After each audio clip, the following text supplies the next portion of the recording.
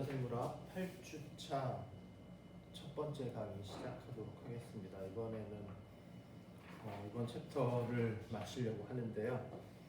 오늘 배울 내용은 이제 DNA 시퀀싱 어널리시스 방법이에요. 지난 시간 마지막에 거기에 있는 세 가지 얘기했죠. 생어 시퀀싱, 그리고 다이디옥시, 체인 터미네이션 시퀀싱, 이게 다 같은 내용이라고요. 생어는 이 시퀀싱 방법을 이제 고안한 사람 이름이고, 다이디옥시 시퀀싱이라고 하는 것은 이제 다이디옥시 뉴클레오타이드를 이용한다라는 것이고, 체인 터미네이션 시퀀싱이라는 것은 이제 다이디옥시 뉴클레오타이드가 들어가면 DNA 이제 합성이 멈춰지기 때문에 이게 이제 네 가지가 다 같은 내용이고요. 시퀀싱을 하는 방법에 대해서 이제 먼저 얘기를 해볼게요. 이제 어떤 시퀀스가 이렇게 있다. DNA 더블 스트랜드가 이렇게 있으면 그 중에 이제 한쪽 스트랜드를 읽게 되겠죠. 이렇게 되고 이렇게 되고, 내가 이제 어느 유전자를 여기서부터 ATG부터 TAG까지 이렇게 집어넣었다. 이게 이제 벡터에 이렇게 들어가 있는 거예요. 벡터에 들어가 있으면 원래 만들어지는 이제 mRNA 시퀀스가 이 아래쪽 스트랜드를 템플레이트로 쓸 거잖아요. 그러니까 여기가 5'이 되고 여기가 3'으로 해서 AUG 이렇게 UAG로 이렇게 끝나는 mRNA가 만들어질 테니까 우리는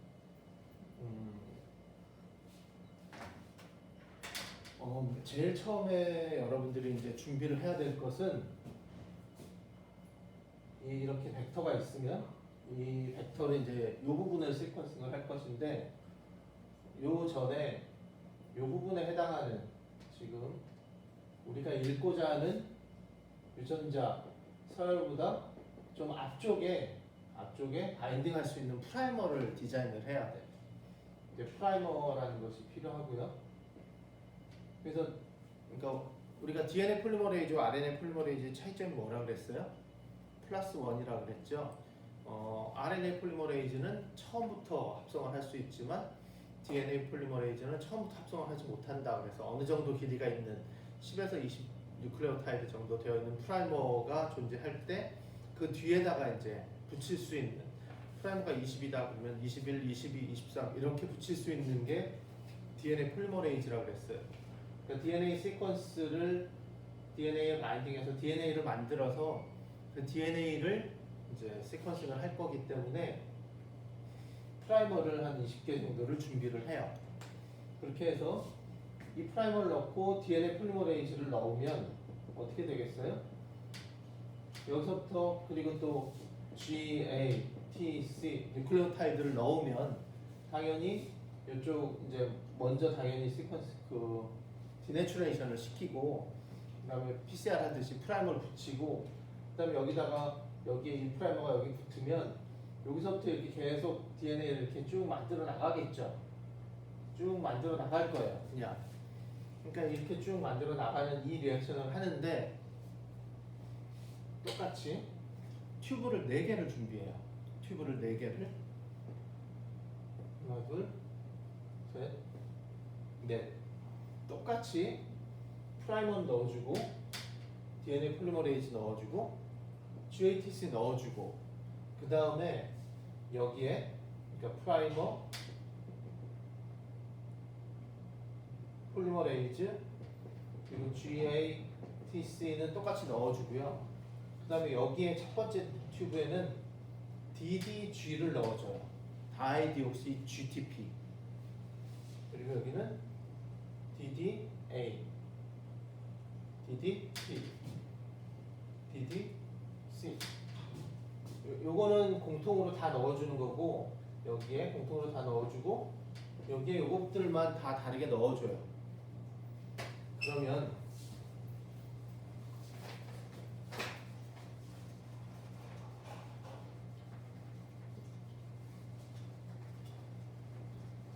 그리고 나서 포머라이제이션을 하면 어떤 현상이 일어나냐면, 만약에 어떤 시퀀스가 이렇게 있는데 여기에 프라임을 만들고 여기에 우리가 읽는 시퀀스가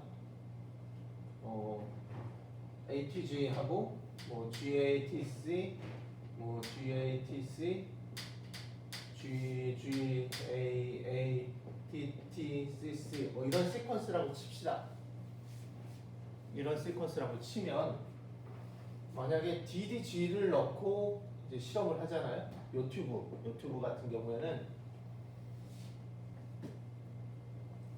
얘네들이 이렇게 쭉 만들다가 이 앞부분에서 멈출 수도 있는데 만들다가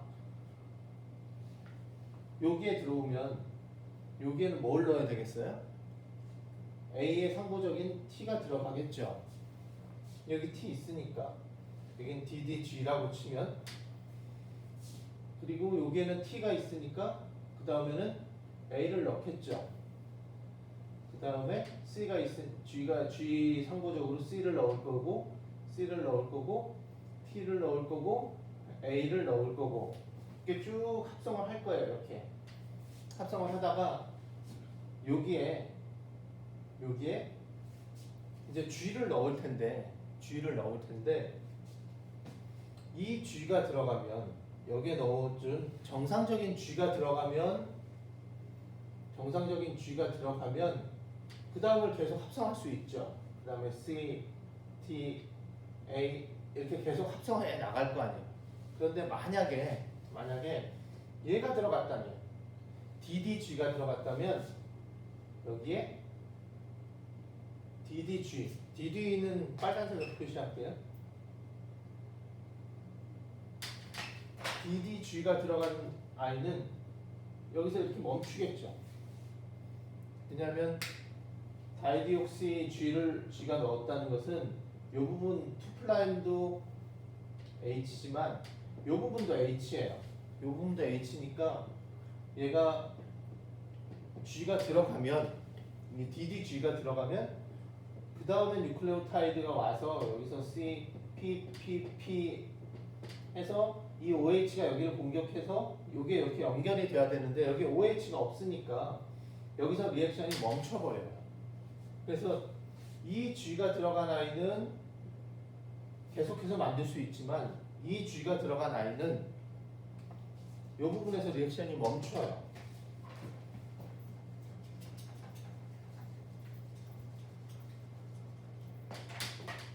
많이 맞나요?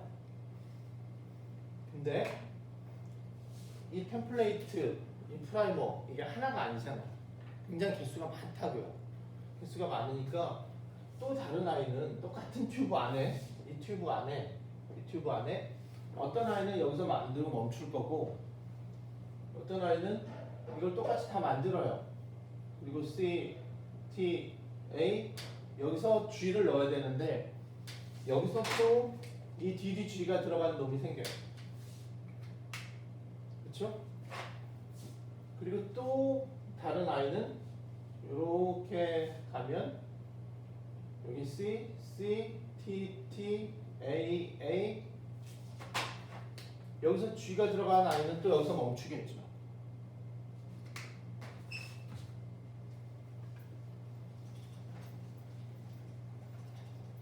또 다른 아이는 어떻겠어요? 이렇게 가다가 여기까지도 G이고 그 다음에 G인 아이가 있겠죠. 그렇죠? 이렇게 해서 리액션이 멈추는 거예요.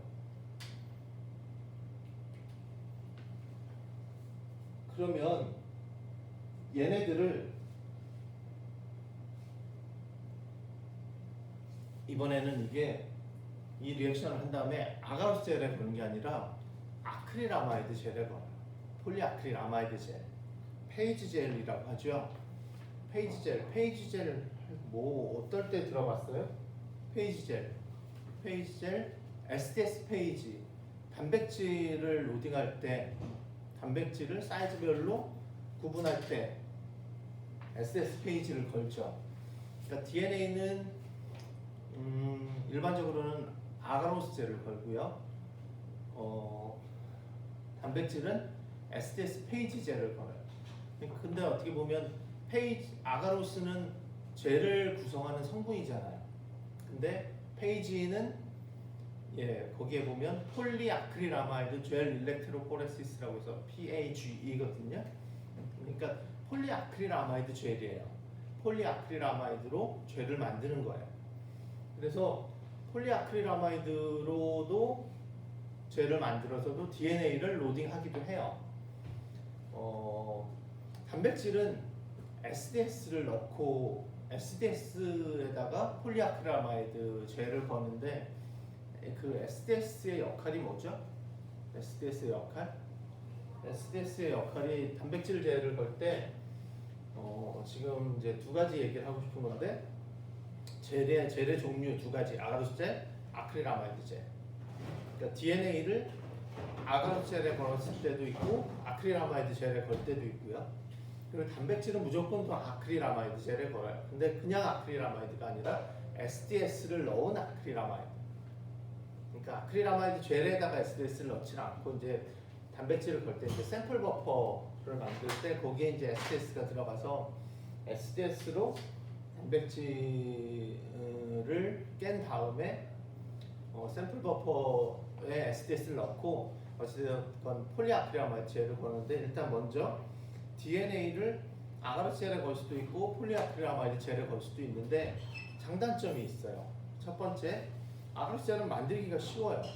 금방 뭐 그냥 캐스팅해서 아가로스 어떻게 만들죠? 적당한 버퍼, TA나 TBA 버퍼에다가 아가로스 고체로 된 걸 넣고 그냥 전자레인지에다 끓인 다음에 그냥 붓기만 하면 되잖아요. 굉장히 쉬워요. 금방 만들 수 있고 붓기만 하면 돼요. 붓고 붓기만 하면 되니까.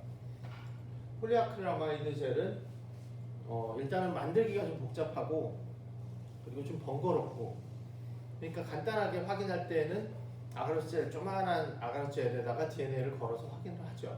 근데 아가로스 젤에 치명적인 단점이 있어요. 첫 번째 단점은 뭐냐면 사이즈가 작은 것은 잘 보이지가 않아요. 밴드처럼. 그러니까 여러분들이 아가로스 젤을 걸면 뭐 사이즈 마크 이렇게 걸고 그다음에 플라스미드, 벡터 같은 거 걸면 이렇게 사이즈가 딱 보이죠.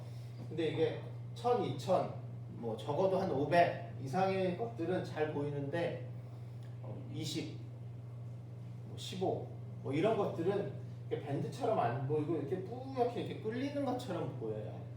그러니까 아가로스 젤로는 작은 사이즈를 걸어서 확인하기가 어려워요.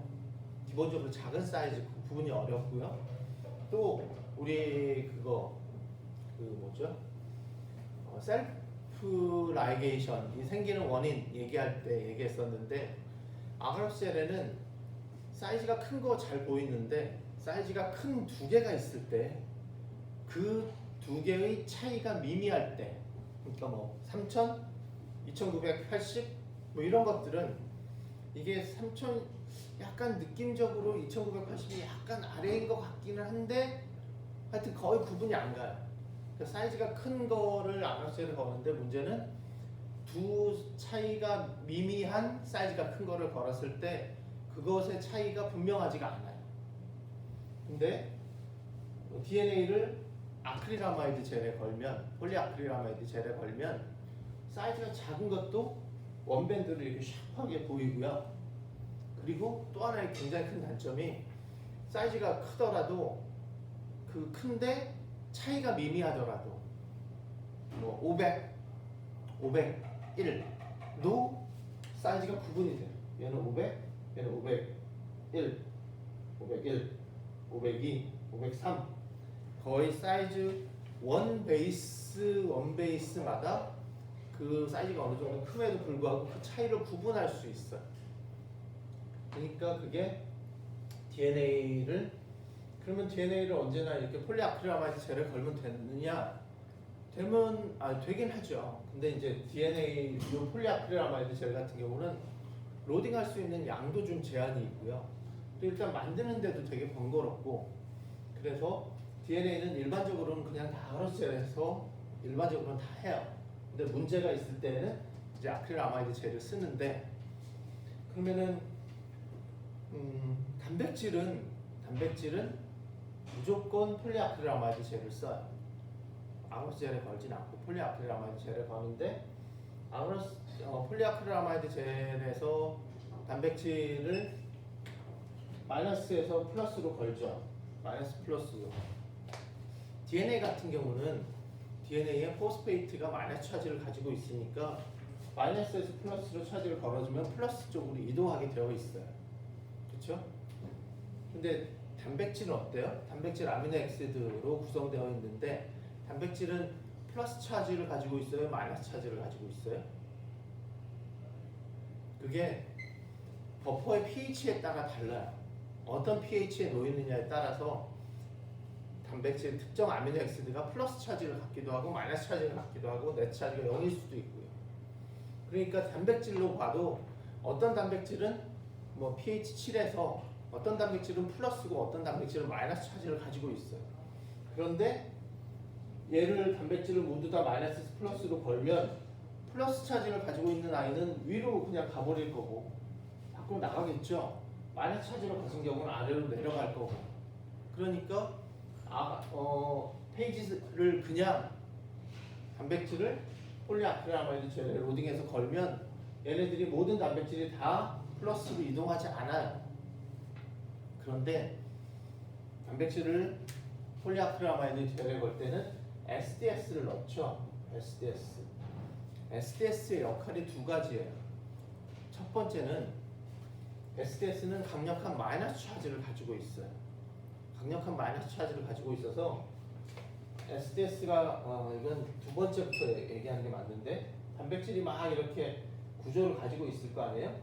근데 SDS가 하는 첫 번째 역할은 얘네들의 구조를 펴주는 역할을 해요. 우리 DNA도 똑같은 모리큘러 웨이트라도 모양에 따라서 컨포메이션이라고 하는데 모양에 따라서 이게 뭐였어요? 슈퍼코일 폼이었고 이게 닉 서큘러 폼이었잖아요.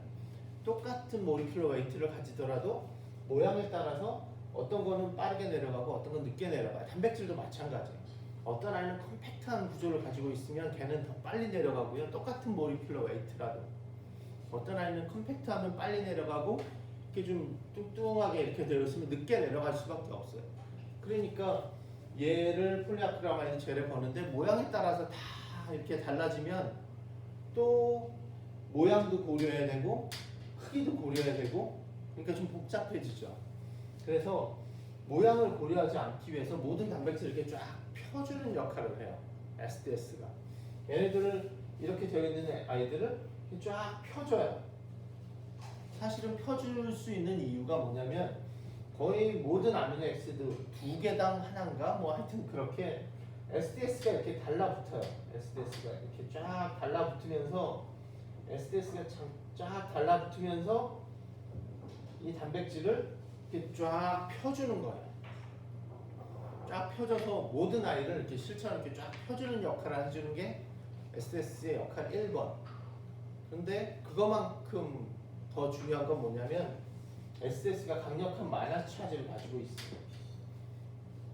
그래서 SDS가 붙으면서 모든 단백질들을 다 마이너스 차지로 만들어줘요. 그래서 모두 다 마이너스 차지를 만들어 놓고 모양도 이렇게 반듯하게 다 펴주면 이제는 이 SDS 상으로 이동할 수 있는 어느 건 빨리 이동하고 어느 건 늦게 이동하느냐를 결정하는 것은 모리큘러 웨이트밖에 없어요. 그래서 작은 아이들은 빨리 내려가고 큰 아이들은 늦게 내려가고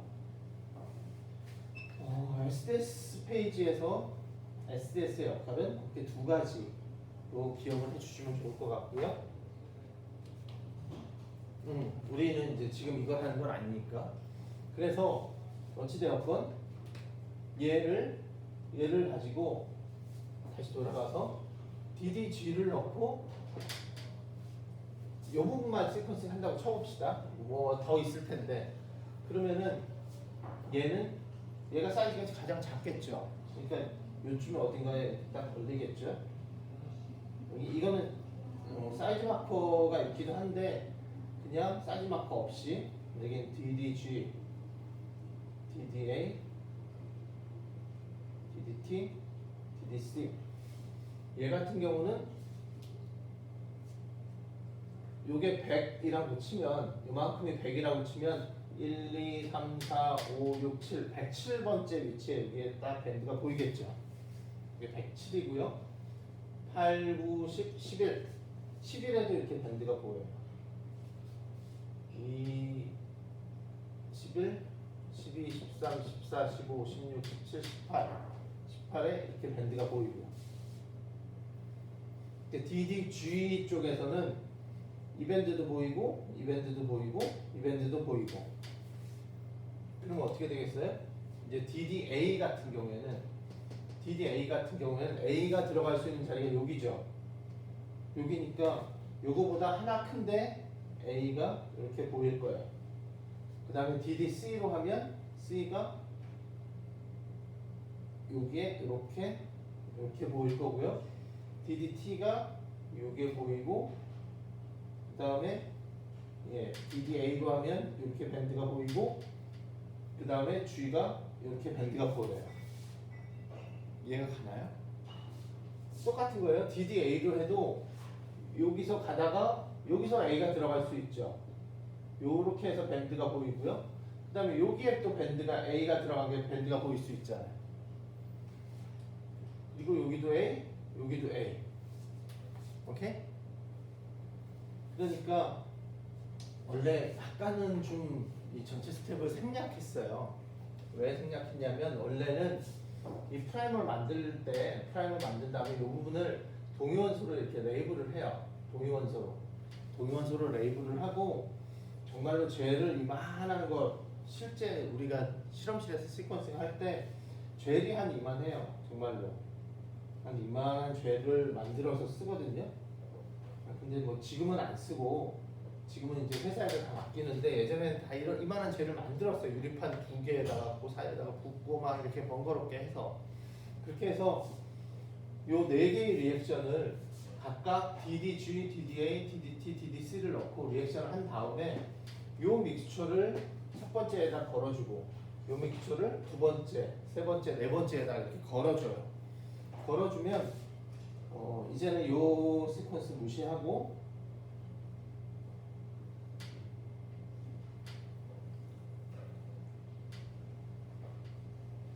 막 이런 밴드들이 보여요.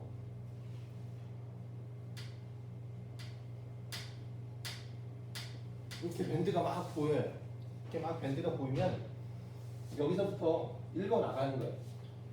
G, A, C, C, T, A, G, A, G, A, T, T, C, C, G, A, G, A, T, C 뭐 이렇게 쭉 읽어 나가면 요 읽은 부분이 어디냐면 우리 처음으로 다시 돌아가면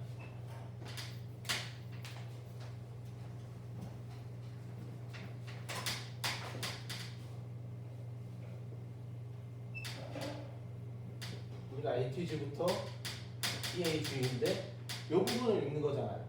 요 부분을 이렇게 들어간 거거든요. 들어간 거. 그러니까 여기에 ATG면 제일 먼저 나오는 게 T일 거라고. T.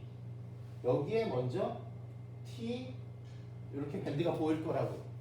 그래서 그러니까 여기 왜 그러냐면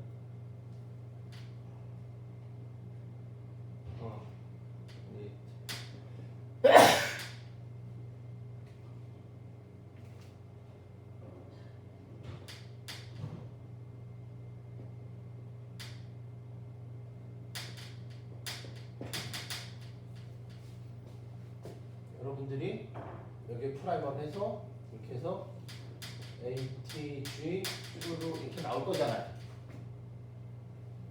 이렇게 쭈루룩 나오면 여기서부터 A, T, G, A 그러니까 밑에서부터 짧은 거가 여기에 가까운 거예요. 그렇죠. 그러니까 이 시퀀스를 하나씩 밑에서부터 읽어 나가면 어찌되었건 여러분들이 원하는 이 시퀀스를 획득할 수 있고요. 그 다음에 이 획득한 시퀀스가 원래 기존에 여러분들이 알고 있는 지금 이 DNA 시퀀스를 왜 하는 거죠? 여러분들이 PCR 하고 리스트릭션 엔자임 자르고 벡터에다 얘를 집어넣어서 클로닝을 했잖아요. 클로닝을 했는데 클로닝을 했을 때 그 사이즈가 내가 원하는 사이즈가 잘 들어갔다라는 것은 아가르셀에다가 엔자임 컷을 DNA를 플라스미드를 콜로니로부터 따서 다시 뽑아서 리스트릭션 엔자임을 잘라보면 아 내가 원하는 프래그먼트가 들어갔구나 라는 것은 알 수 있는데 문제는 그 프래그먼트가 뮤테이션이 있는지 없는지를 확인해야 되는 거잖아요. 그래서 뮤테이션이 없는지를 확인하기 위해서 지금 이 시퀀싱을 하는 건데 시퀀싱 하는 방법은 정리하면 세머라는 사람이 만든 고안한 다이디옥시 뉴클레오타이드를 쓰는 체인 터미네이션 메소드라는 것을 써요. 체인 터미네이션 메소드는 다이디옥시는 물론 DDG, DDA, DDT, DDC를 GATC와 각각의 튜브에 4개의 튜브에 조금씩 섞어주면 어떤 아이는 그냥 G가 그냥 일반적인 G가 들어가면 여기를 그냥 G를 넣고 그 다음에 합성이 될 수 있어요. 근데 DDG가 들어가면 여기서 리액션이 멈춰버리게 돼요. 그러니까 얘는 요만한 사이즈의 아이가 나오게 되고 그 다음에는 그거보다 좀 더 긴 아이, 좀 더 긴 아이니까 늦게 내려가겠죠. 그리고 더 긴 아이는 더 늦게 내려갈 거고 더 긴 아이는 더 늦게 이거를 DDG, A, T, C 이 4개의 레인을 이용하면 그리고 나중에 결과를 밑에서부터 이렇게 읽어나가면 내가 원하는 내가 클로닝한 유전자의 시퀀스를 얻을 수 있고 이 시퀀스가 여러분들이 클로닝하고자 하는 원래의 유전자의 시퀀스와 동일하다면 이제 이것을 그 다음 실험에 사용할 수 있어요. 예, 여기에 뭐 이렇게 예쁘게 표시가 되어 있어요. 프라이머라고 되어 있고 템플레이트가 있고요. 그 다음에 DDTTP DNTP 그러니까 일반적인 GATC를 넣고 그 다음에 DNA 폴리머레이즈를 넣고 그 다음에 DDA, DDC, DDT 이렇게 넣었을 때 요런 프래그먼트들이 나올 수 있다 라고 표시되어 있고요.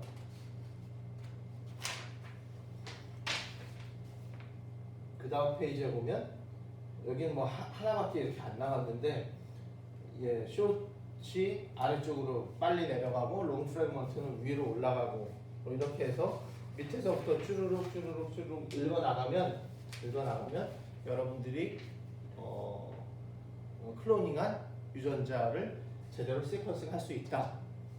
이 정도만 알면 될 것 같아요. 원래는 뭐 조금 더 이제 사실은 실험을 하자면 조금 더 복잡한 스텝이 있긴 한데 전체적인 원리는 이거예요. 원리는 이거니까 요새는 이거를 한 레인에다 건다 그러더라고요. 한 레인에다가 걸어요.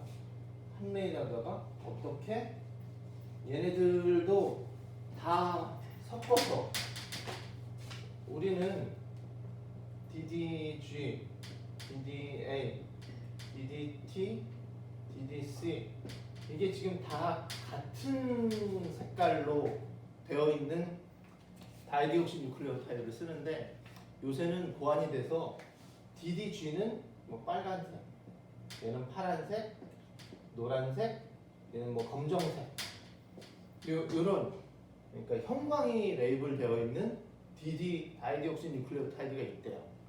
그래서 요새 이제 회사에다가 시퀀싱을 맡기면 이렇게 4개의 레인에다 걸어서 주는 게 아니라 한 레인에다가 이거를 하나의 리액션으로 다 해요.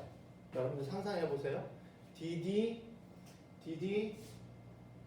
여기가 그냥 NTP가 들어가면 이렇게 되겠는데 DDG가 들어간 게 여기 있어요.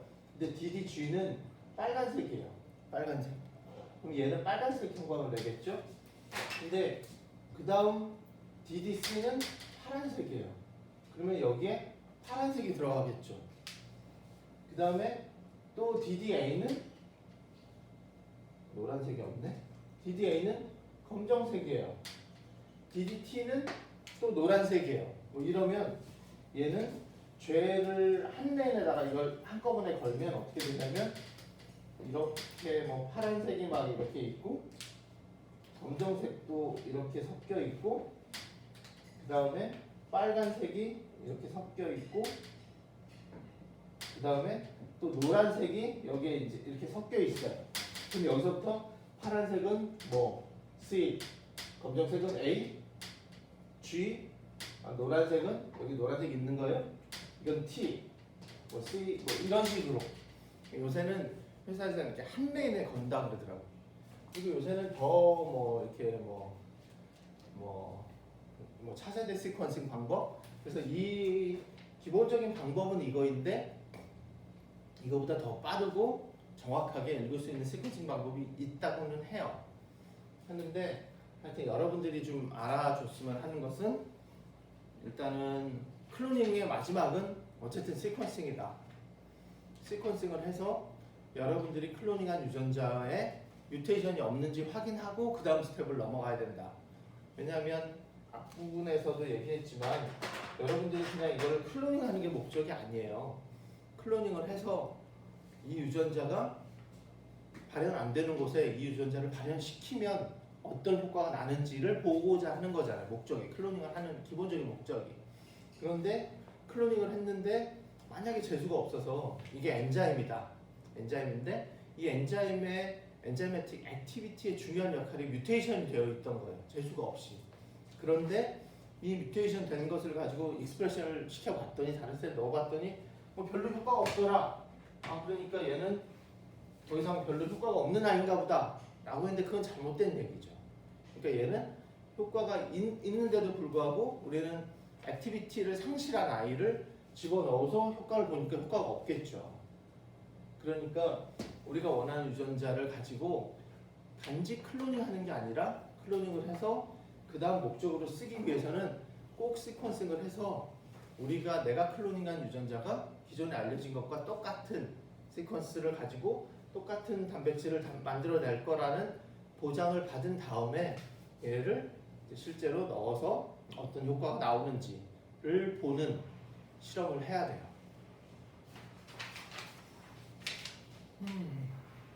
우리 시간이 좀 얼마 안 남아서 이번 챕터에서 한 얘기 한 번만 더 하고 넘어갈게요. 이번 챕터에서는 모리큘러 클로닝 메소드라는 방법으로 맨 처음에는 아보와 린의 실험에 대해서. 근데 아보와 린은 리스트릭션 엔자임이 리스트릭션 엔자임을 뭐 직접 발견한 거는 아니에요. 발견한 건 아니고 아보와 린의 실험 자체는 박테리아가 박테리오파지의 공격을 그냥 그러니까 무차별적으로 그냥 공격을 받고 마는 게 아니라 박테리아가 박테리오파지의 공격을 막을 수 있는 수단이 있다. 외부에서 DNA가 들어오면 박테리오파지 DNA가 들어오면 얘를 잘라서 없애서 내 몸 안에 박테리아의 몸 안에는 내 DNA만 있고 외부 DNA는 모지 못하도록 막을 수 있는 시스템이 있다라는 것을 보여준 실험이 아보와 린의 실험이고, 그래서 그 시스템이 뭔가 봤더니 최종적으로 리스트릭션 엔자임 시스템이더라. 그 얘기고요. 그 다음에 이제 PCR에서는 PCR의 기본적인 원리를 아셔야 되고요. PCR이 그리고 또 여러분들 PCR을 배웠으니까 나중에는 이제 중간고사 끝나면 PCR이 어떻게 증폭되는지 세 단계를 계속 사이클로 반복해서 특정 DNA의 영역을 증폭하는 방법이고, 증폭하면 2의 n승 마이너스 2n 내가 원하는 프로덕트가 이렇게 생긴다. 근데 그 2의 n승 마이너스 2n을 2n 이 식을 유도할 수 있는 그 방법에 대해서 여러분들은 중간고사 때 충분히 다 답에 잘 써주셔야 되고요. 우리 다음 주 금요일이 중간고사예요. 그리고 그 다음에 PCR이 됐으면 그것을 이제 리스트릭션 엔자임을 잘라서 벡터 안에 넣어야 되는데, 벡터에 대해서 우리가 공부를 했죠. 제일 최초의 벡터 플라스미드의 정의가 무엇인지, 또 플라스미드를 이제 벡터로 사용하는 거잖아요. 우리가 유전자를 클로닝해서 다른 셀 안에 집어넣는 용도로 사용하기 위해서 그것을 이제 벡터라고 하는 벡터로 쓰는 것인데, 벡터가 가져야 되는 첫 번째 요건은 당연히 셀렉션 마커, 셀렉터블 마커가 있어야 되고, 두 번째는 이제 멀티 클로닝 사이트가 존재해야 된다. 근데 또 멀티 클로닝 사이트가 있다 보니까 문제가 뭐가 생겼죠? 셀프 라이게이션이 생길 확률이 높아졌죠. 그래서 셀프 라이게이션이 생기는 이유에 대해서 여러분들 좀 기억을 해줘야 돼요. 그래서 셀프 라이게이션이 생기는 이유를 좀 장황하게 여기다가 설명을 했었는데, 그런 내용들을 좀 잘 기억해 주시고요. 그 다음에 또 셀프 라이게이션이 생길 걸 알고 PUC 벡터에는 셀프 라이게이션이 아니라 내가 원하는 유전자만 셀렉션 할 수 있는 방법을 또 넣어놨어요. 락지 프라임 시스템, 라구페론의 락지의 특이한 성질을 이용해서 뭐 그런 거가 들어가 있고요. 그 다음에 오늘 이제 클로닝이 다 됐으면 시퀀싱하는 방법에 대해서 공부를 했어요. 다음 한 2시간 정도 좀 애플리케이션이 좀 약하긴 한데 빠르게 DNA 애플리케이션에 대해서 좀 공부를 하고, 이번 주 2시간 정도, 그래서 다음 2시간 정도는 일단 진도를 끝내야 되기 때문에 2시간은 35분이 아니라 조금씩 길어질 수도 있을 것 같아요. 그런 부분 좀 양해해 주시고요. 그래서 어쨌거나 이번 주 배우는 데까지 시험 범위고요. 다음 주에는 중간고사 공부 준비하면서 공부하시고, 애플리케이션은 문제가 좀 약간 크게 뭐 이렇게 나갈 거니까 전체적으로 제가 뭐 강의하면서 얘기할게요. 오늘 강의 여기까지만 할게요. 수고했습니다.